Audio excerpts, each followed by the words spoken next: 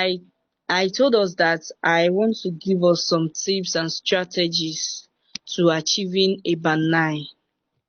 Please, if you can't hear me, try to call me back. Just call me back. I will come back to I'll just talk about it again.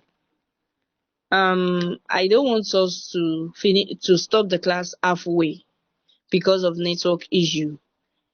It won't make sense if we just have to waste the rest of the day because of our network. We all know that IELTS is not English is not our language, but we need to improve our knowledge on it. So that is why we are all putting in our best. We are all putting our best to ensure that we achieve a good band there.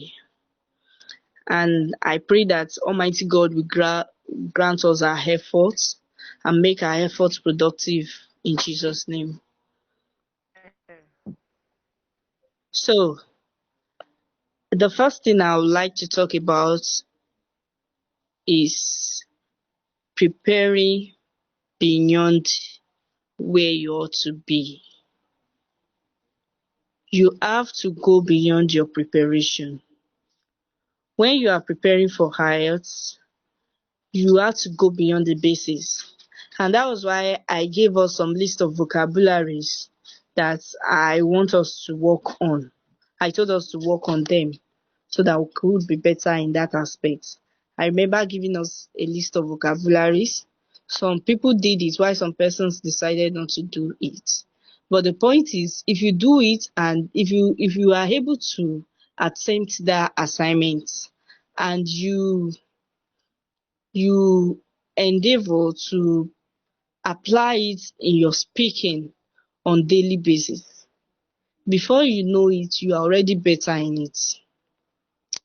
It is very important for us to know that whenever we are doing things, we need to use the application of whatever we have learnt, because this will become part of us, and when we need it, we will not keep looking for words or be short of words.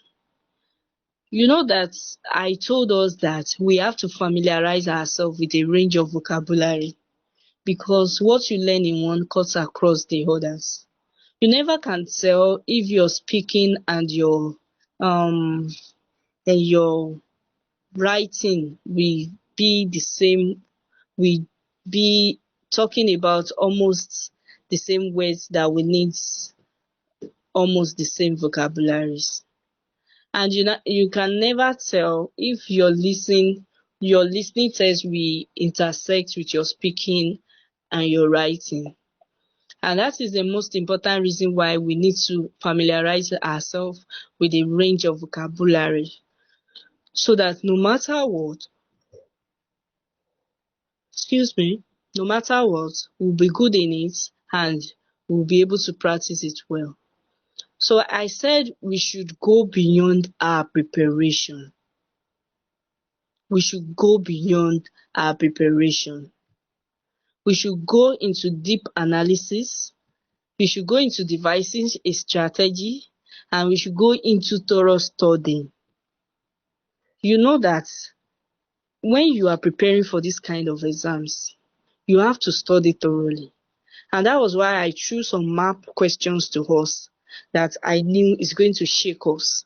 And I knew that if we listen to that over and over, it will help us to thoroughly prepare. To be thoroughly prepared for the exam. It will help our studying to be deeper. Because when you feel you are better and you saw something that can shake your ground, you will go back to it and try to revise it. In fact, you will want to be better in it. So you want to understand the challenges that you face. You also understand the challenges you face and learn to devise a strategy on how to tackle your challenges. If you feel that one of your challenges is accent, then you need to work on the accent. You need to listen to. I told us that in this In this module, we have majorly three accents: the Canadian, the American, the Australian, the American, and the British. At times, they bring in the Canadian. And the Canadian and the Australian, their accents are not that bad. Their accents are not far from each other. So the Canadian, the American, the Australian, and at times the Canadian, let me come again. The British, the American, and the Australian, and once in a while the Canadian. So we have to ensure that we familiarize ourselves with their accents. If your challenge is accents, if the challenges you are facing is in accents, then you need to endeavor that you work more on your accents. Are we together? I hope you can hear me. Yes, yes. Yes. So what I'm trying to say is, if you feel like accent is your problem, I told us where we can meet different accents. Listen to radios. Their radio. Just tune into a British radio station. Online, tune into a British radio station and be listening. Tune into an American radio station and be listening. Tune into an Australian um, radio station and listen. Listen to their accents. Try to familiarize yourself with it. You know that by the time you familiarize yourself with it, you get better. Like for example, when they commonly call north, when you are saying nothing, north, it is not very common in some places. It could mean zero. It could mean nothing. It could mean failure. Depending on the contents it is being used. But you need to know that the HT is pronounced silently. North, north, north. So when they are saying it, don't think it is NOT. You have to familiarize yourself with the accents, with the way they call their words. And also, you need to, whenever you are listening to something, you need to follow the pace. You need to follow the context in which it is being used, because the context has a long way to go. Now, if your weakness is the pace of the audio, maybe it's too fast or you are not getting it, then sit down with it. If you feel like part 3 is always too fast for you, then always sit down with part 3 till you are familiar with it. If you feel like you are good in part 1, when you do part 1 you score everything, part 2 you score everything, part 3 you score everything, but that part 4, it's either you score 1 or 2, or maybe at most you score 5. Then always sit down with part 4. Keep familiarizing yourself with it. Always know the sense they are using. Because once you have missed an information, it is very difficult for you to go back to it. So you have to sit down with it and listen to it. Then another thing is, if you feel that your weakness, the challenges you are facing is distractors. Maybe you are being distracted when they say, how much do you buy your bag? And the person said, oh, this bag, I purchased it at $200. And this person, no, I could remember that the day I bought this bag, I bought some shoes, I bought some clothes and some other things. And everything amounts to $200, but this bag is $50. You have to do away with distractors, and that's why you must listen very well.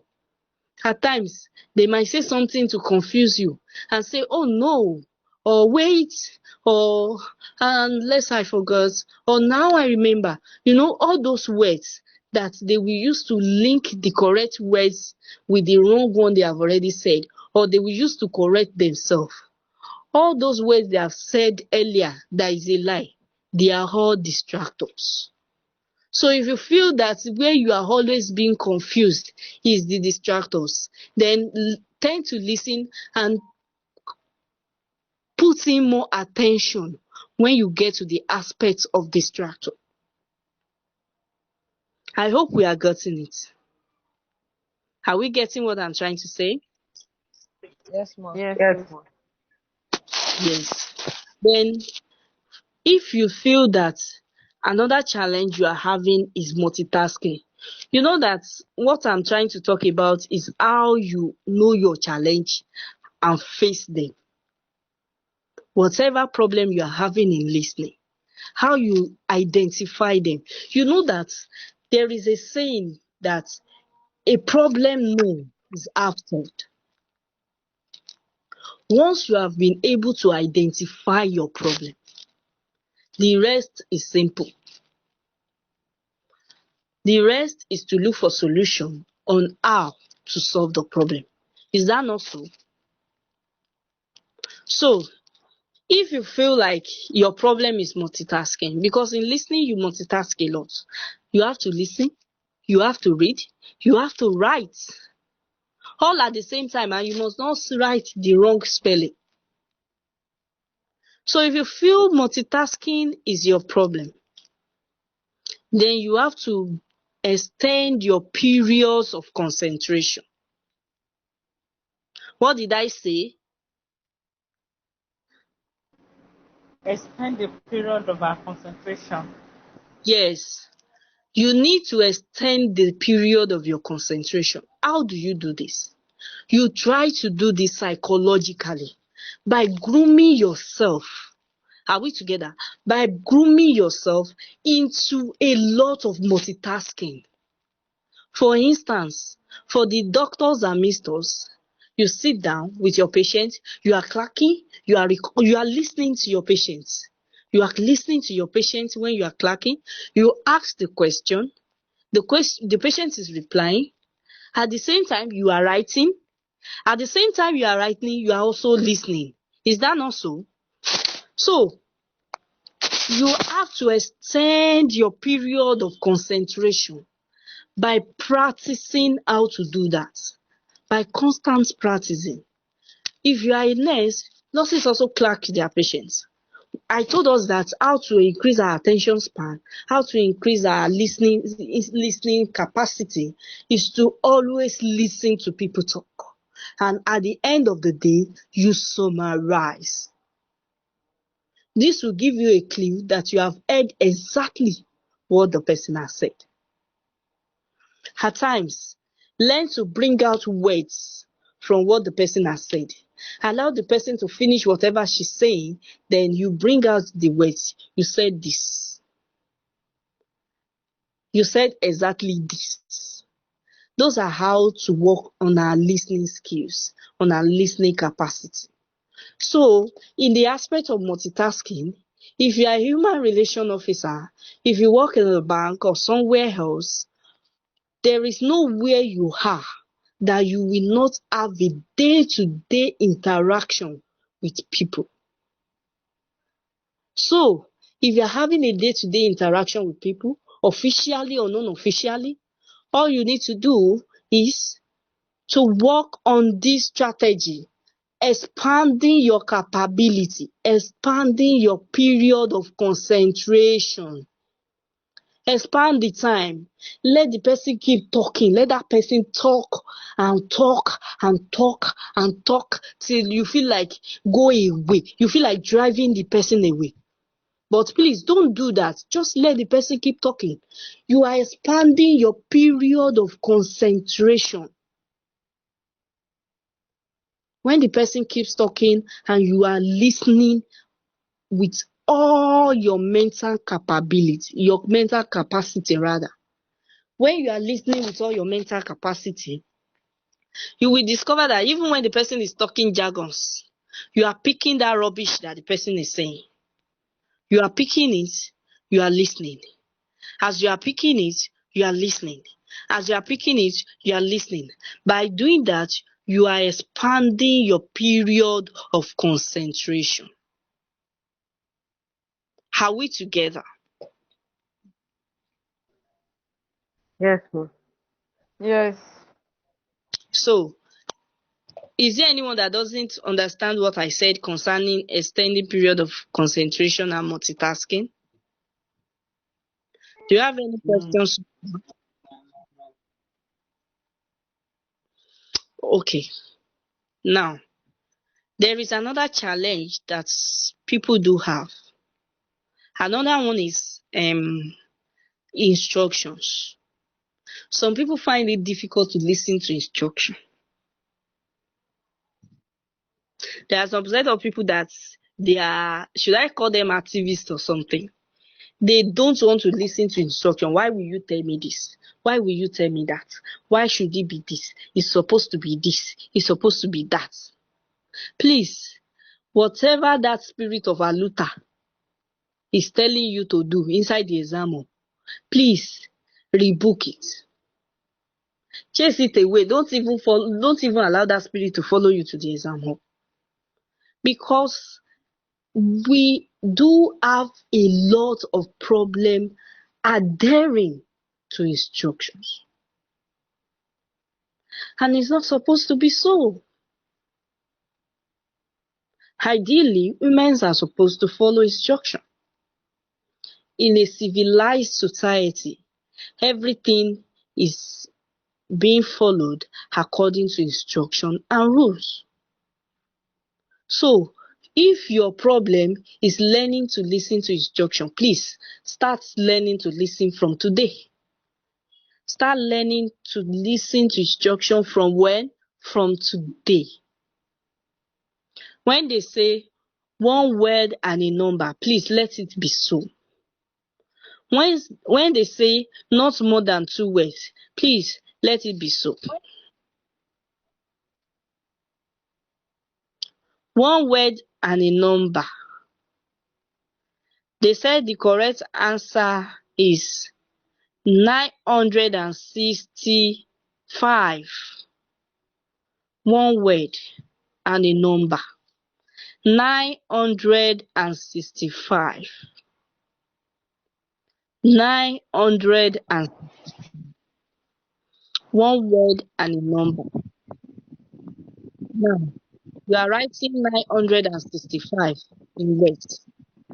Are you supposed to write it in a word when they say one word and a number? Are you supposed to write it in word?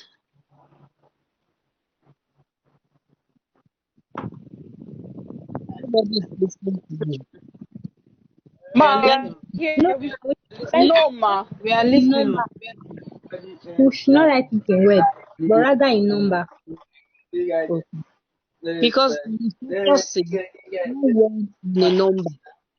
Now you have 962.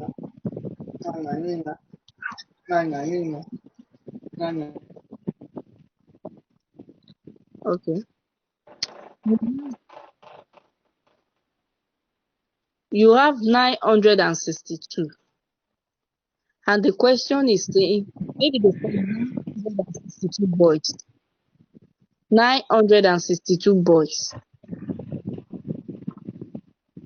And in the question, 962 boys. And in the question, in the option rather, in the instruction rather, they said one word and a number. One word and a number.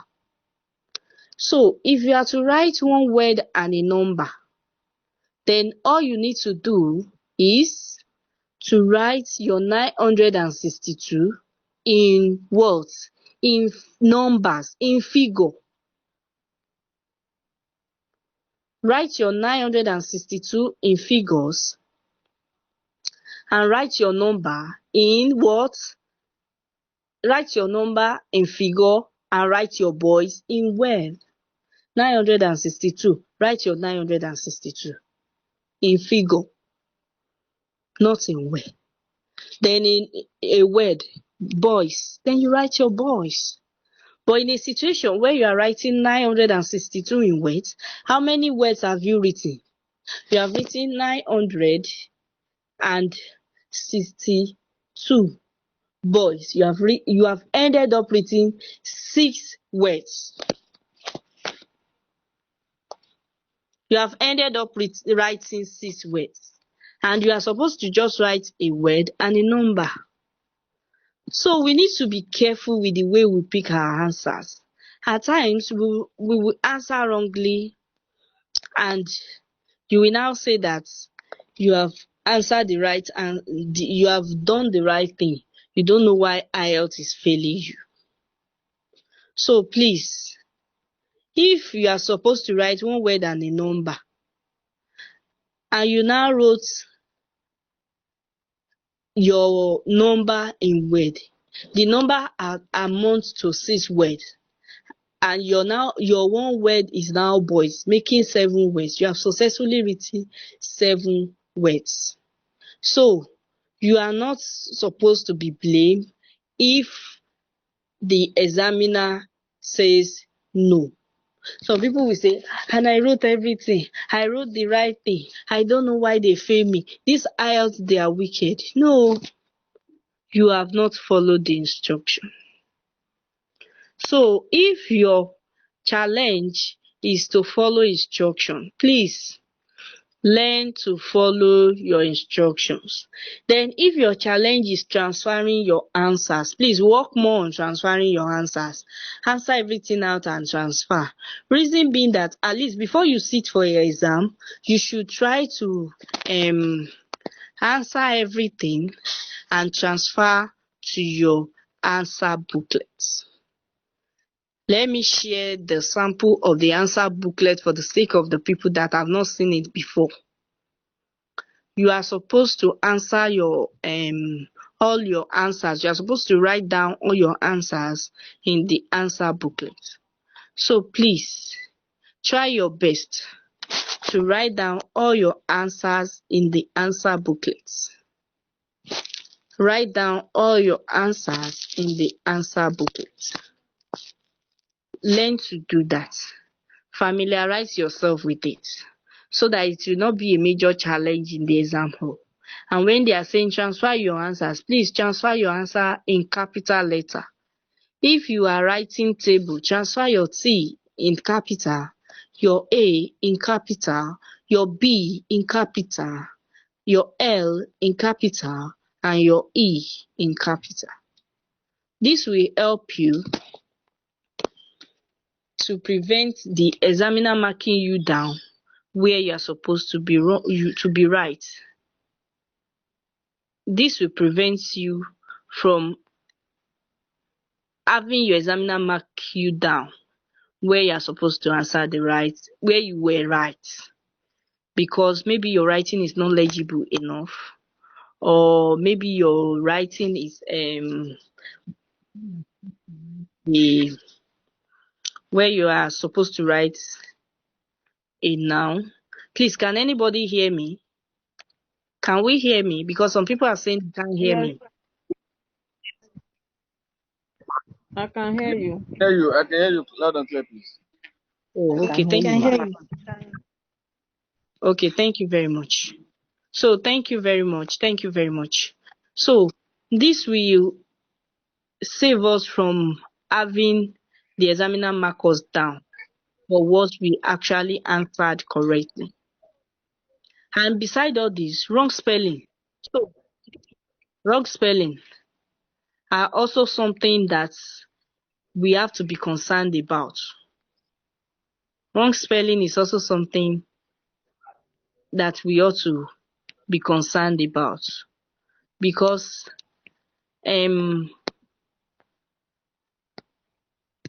if you are spelling wrongly, you don't expect your examiner to correct you. You shouldn't be expecting your examiner to correct you. You wanted to write, let me give an example. Okay. You wanted to write caption. CAPTION. You now write CAUTION. What did you write? You write caution instead of caption. Let me type it out for us to see. You wanted to write caution. You wanted You wanted to write caption.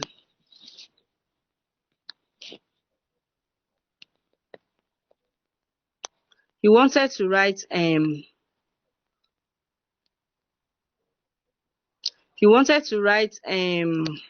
caption rather. You wanted to write caption. You now wrote caution.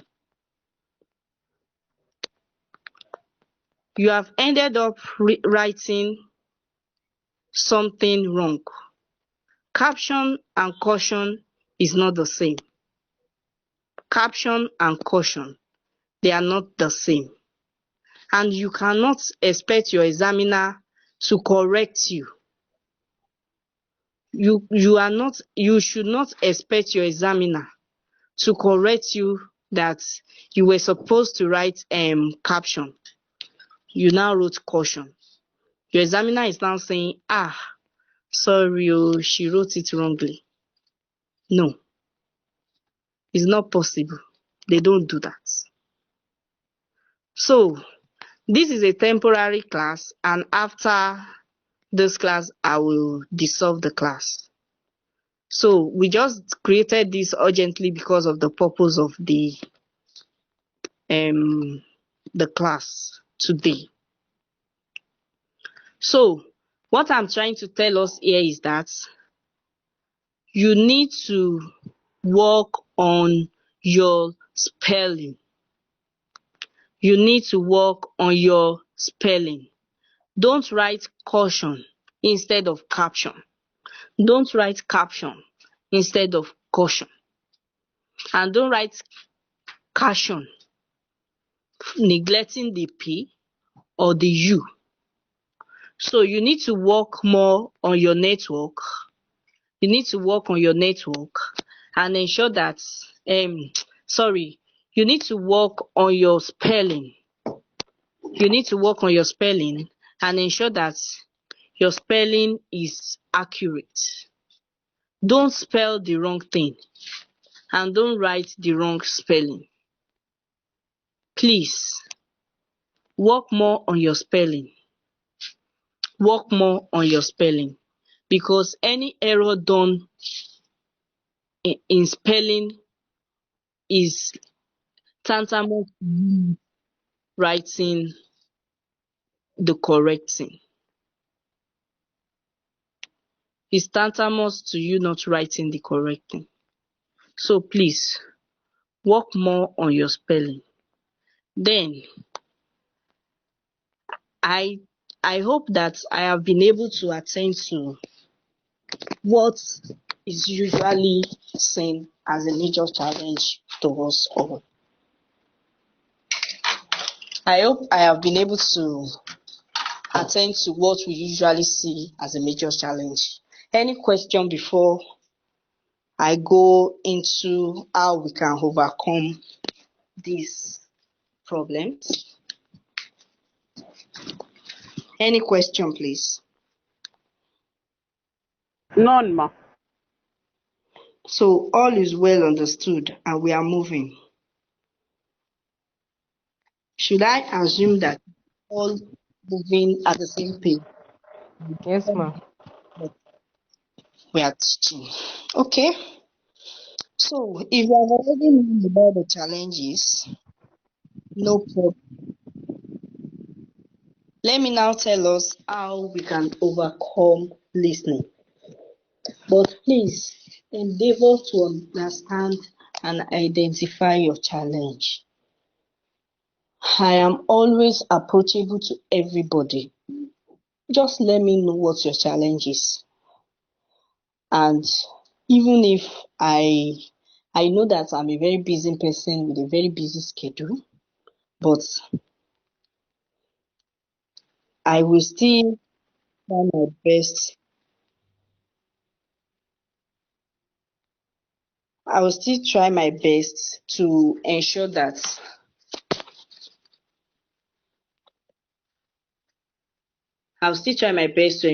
I answer everybody.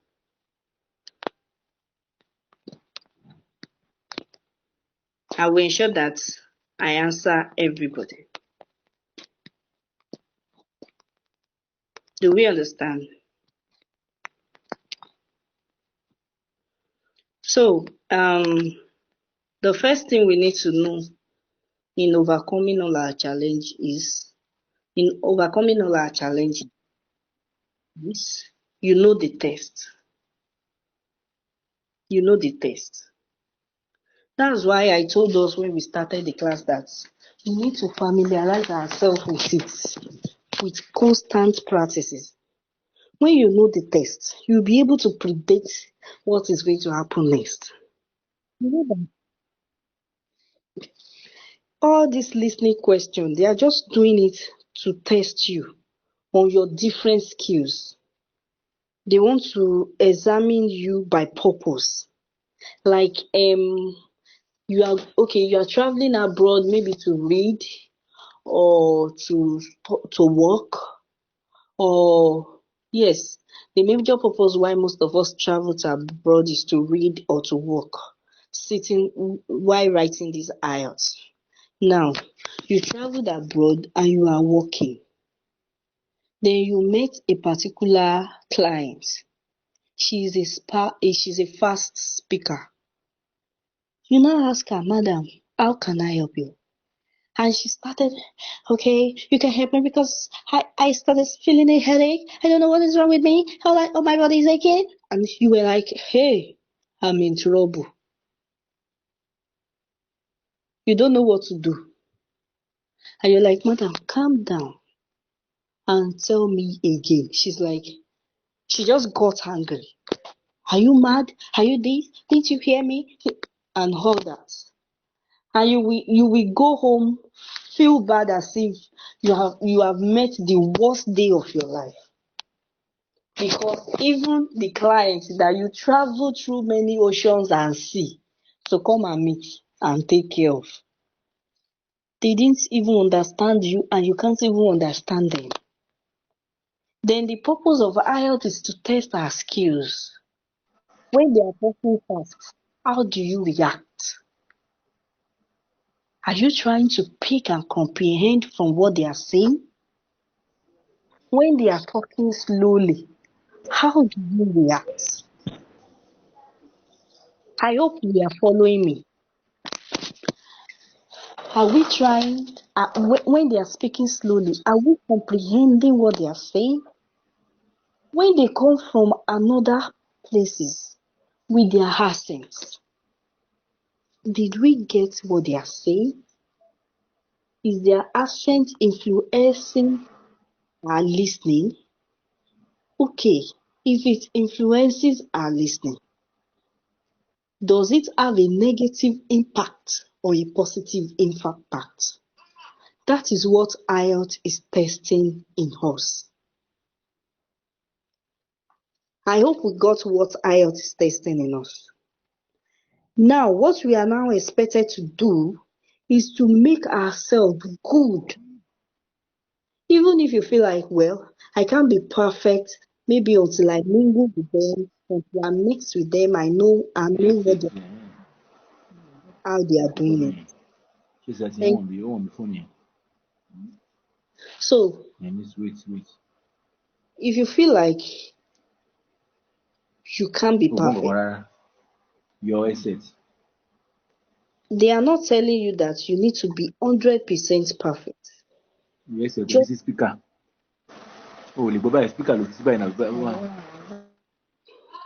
Just have a very good skills. What did I say we should do? Have a very good skills.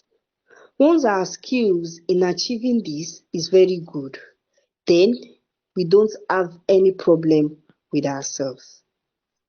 So, I know that I've told us that we should try to know what the test is examining. Try to know what the examiner is trying to examine you about. I told us earlier that in our section 1 is usually either a face-to-face conversation or maybe a telephone conversation making an inquiry. And I remember that because of this, I told us that we should go and look for the synonyms or the vocabulary used in some particular words so that we can get better in them. We can get familiar with them. And I'm just not telling us to look for the vocabularies there. I'm telling us that we should apply that vocabulary into our day-to-day transaction. Whenever we are speaking on daily basis, apply them. When maybe you have someone that wanted to book a hotel reservation, tell that person, use those words. Maybe you want to book a taxify to come and pick you. Use those vocabularies. Use them on daily basis. Know how to apply them. Before you know it, you're already good in them. This is what I am advocating for.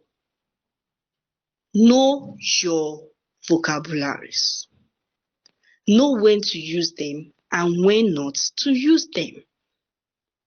Then, when you know your exams, you know that in your part 2, your part 2 session is mostly instructions, mostly instruction based.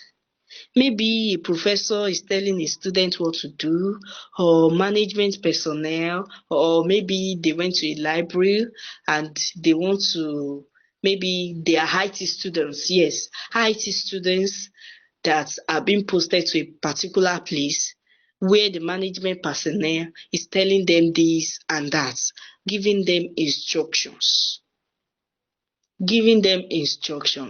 You know, I said that part 2 is usually instruction based. So you have to familiarize yourself with different scenarios. They are usually like a role play. Familiarize yourself with different scenarios so that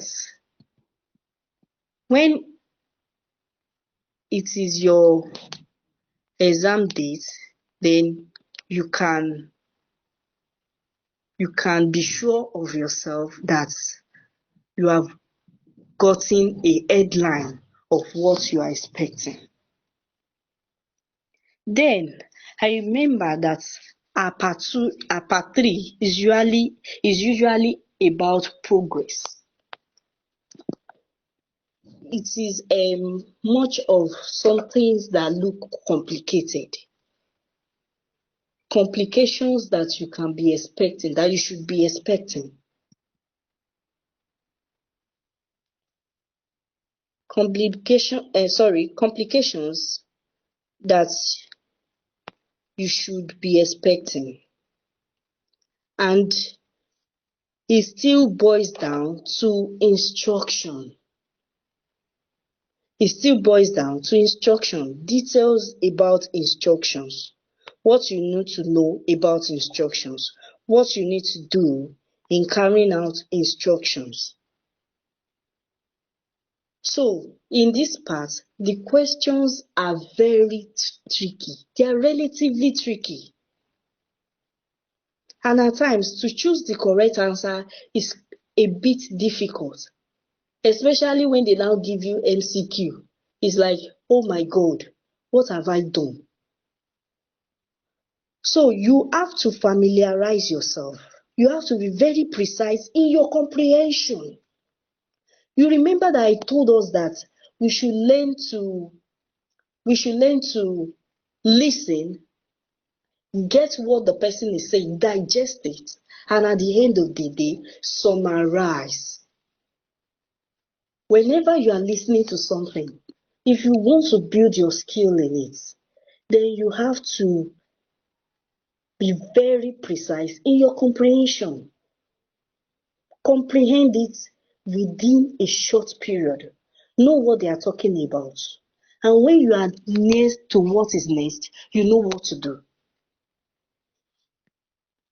Then we know that part 4 is usually a lecture.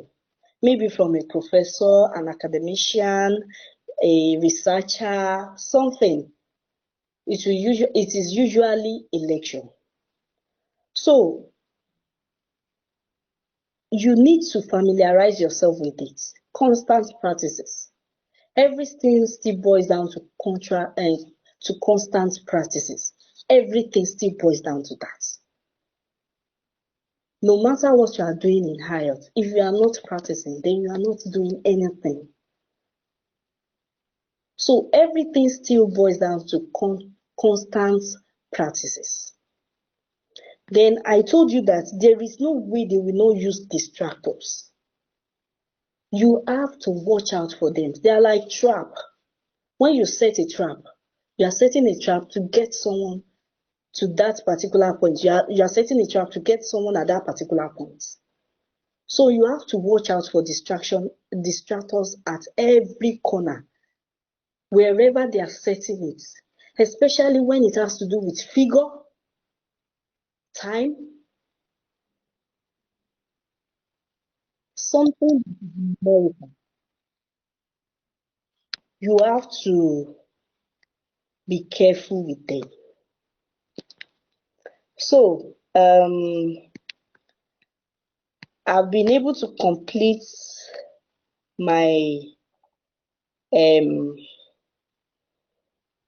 identifying a challenge. I've been able to complete the topic I want to talk about on identifying challenge and how we can tackle our challenges. I've talked about different challenges. I've talked about distractors. I've talked about multitasking. I've talked about instruction as being a challenge. I've talked about accents. I've talked about the pace of the audio. And I know that in one way or the other, we would have been able to identify where our challenges are. And I believe that I have been able to do a good justice to how we can overcome those challenges. So I am opening the floor for anyone that has a question, because at this junction we are going to call it a day. But please, if you have any question, I would love to listen to our questions now. Like I've said earlier, this class is not a permanent class. We just quickly come up with this strategy because my network was bad and we were talking in class. Suddenly I couldn't hear anyone. I've logged in, logged out, logged in, logged out severally, but I couldn't hear anyone still. So I felt, well, maybe because it's raining at my side, but despite the fact that it's raining, I know that there are some apps that doesn't consume as much network as Zoom consumes. And that's what brought us to this. So I'll be closing this group after this class. So I want us to ask our questions. Let me know where you want me to touch. Please ask me a question. Any question, please. Thank you very much, ma. Okay. Ma, I would like to ask about this particular. Hello. I'm here. Okay. I can't I hear you. found out that when Okay. when they are talking about credit, when they are talking about credit card numbers, Okay. after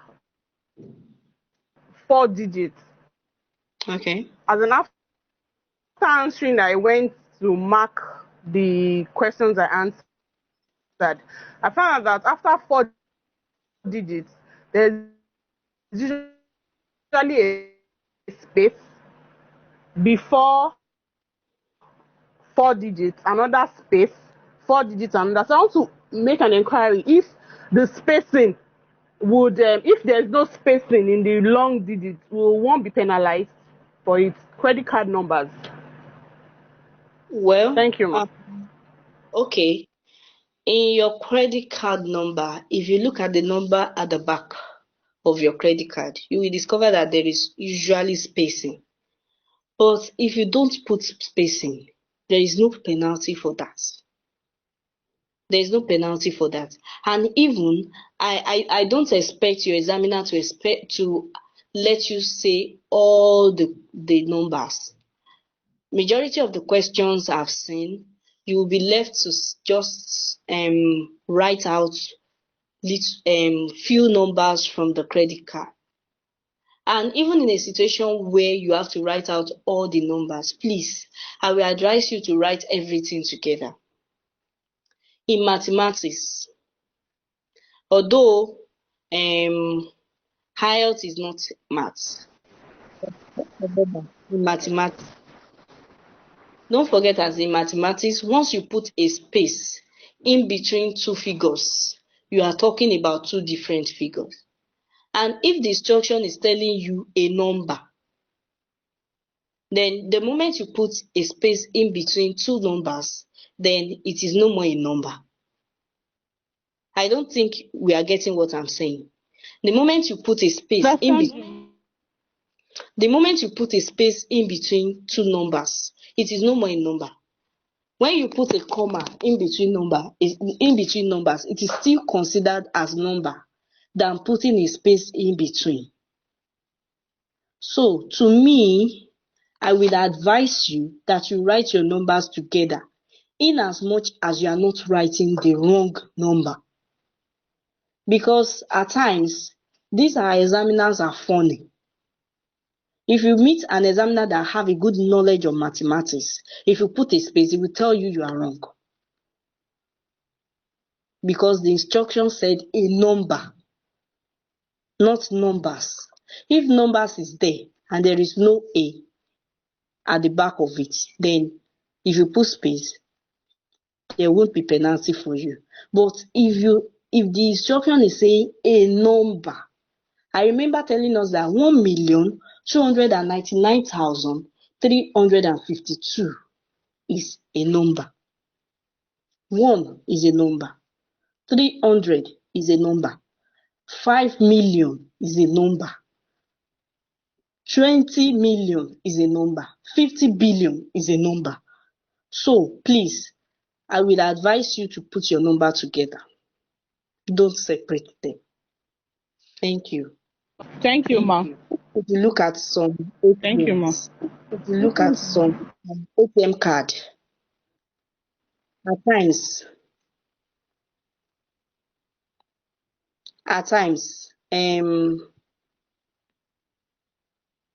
if you look at some ATM cards, at times 12 numbers, some numbers, they will write 5 together, 4 together.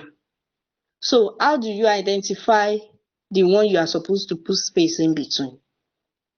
Unless your speaker is putting a pause when saying the numbers. So please write your numbers together. Any other question, please, before we call it a date? Before we call it a day.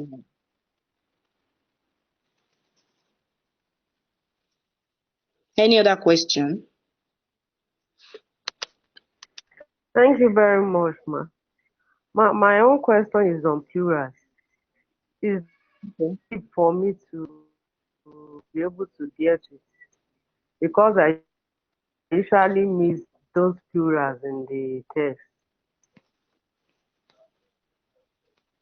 Okay. You want to know if you should be writing in plural or in singular? Is that your question?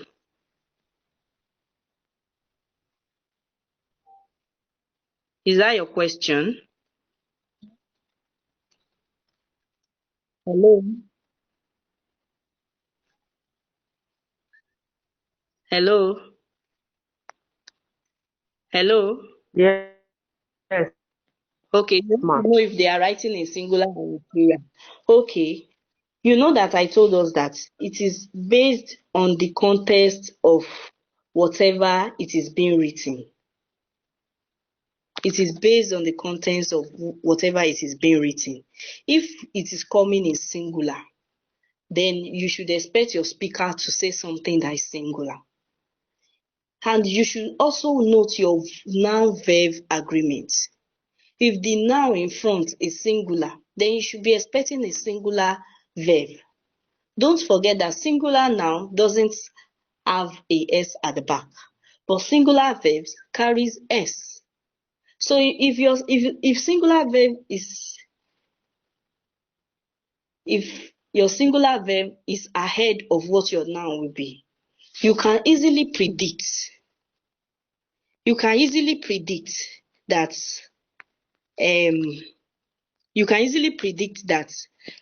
a singular noun is coming your way.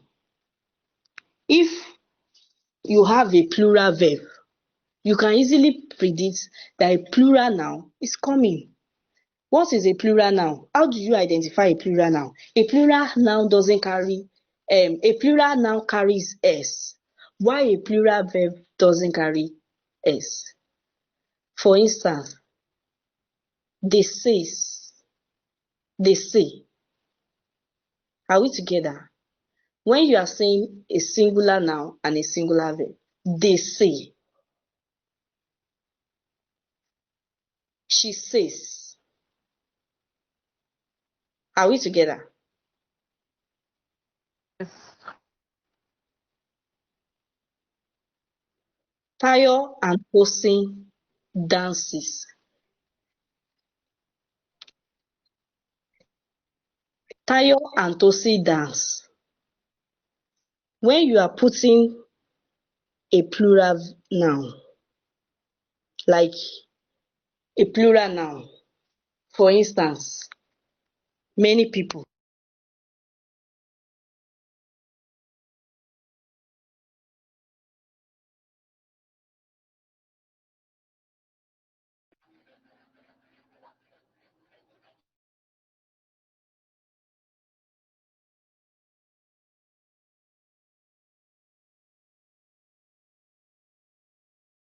You are already saying she, and a verb is coming after. You will know that what is coming is going to be a plural verb. Ability to predict. I said this earlier. Ability to predict what is going to come next. When you are following the speaker in the context the speaker is moving, you'll be able to predict easily what the speaker is saying next. Once the speaker is talking about two or more people, you already know that the speaker is will be using a plural tenses, a plural verb. If the speaker is using a plural verb, then you will know that the speaker is not talking about just a person or just something that is a noun, a single person, a plural noun, a singular noun rather. But once the speaker is saying something about a plural verb like dance, like walk, like sing, you already know that when the plural of a verb is coming before the noun, you should be able to predict that the plural of the noun is what is coming in. So if your verb is in plural, then you should be expecting a singular noun, a plural noun rather. If your verb is in plural, you should be expecting a plural noun, and that is where you add S.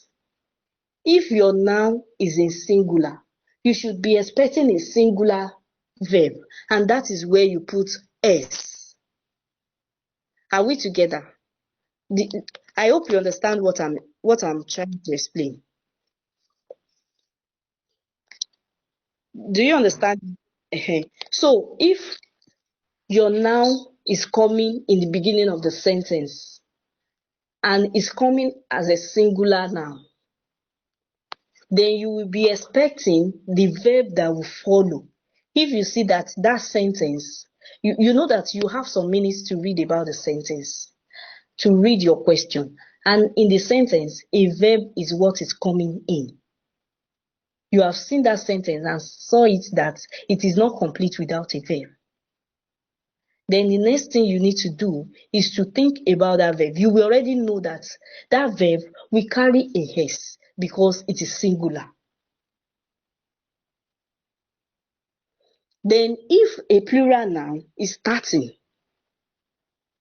the plural noun has already carried a s, then you know that your plural verb will not carry a s because a plural verb doesn't carry s. It's only a singular verb that carries s. And a plural noun carries s, while a singular noun doesn't carry s. I hope you understood what I explained. So that is how you will know when your s is coming. And also, once you have been able to get the accents, you have already familiarized yourself with the accents. You will know when they are talking about something in plural or when they are talking about something in singular. I hope we got that.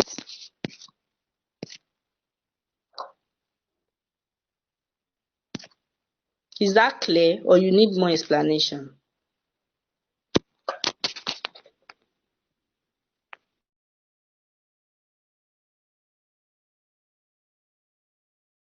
Call it a day. So, in absence of no question, thank you everyone for your attention. I'm very grateful for understanding what happened tonight and being considerate. Thank you very much. Thank you so much. Good night. Thank you very much. So in the next class, we are going to deal with the remaining map question. We are going to deal with that and make a good justice to that. Have a nice Thank you, night. sir. Well done. A great job. You tried. Since 7 p.m. Well done, ma. Thank you, everyone. Have a nice night.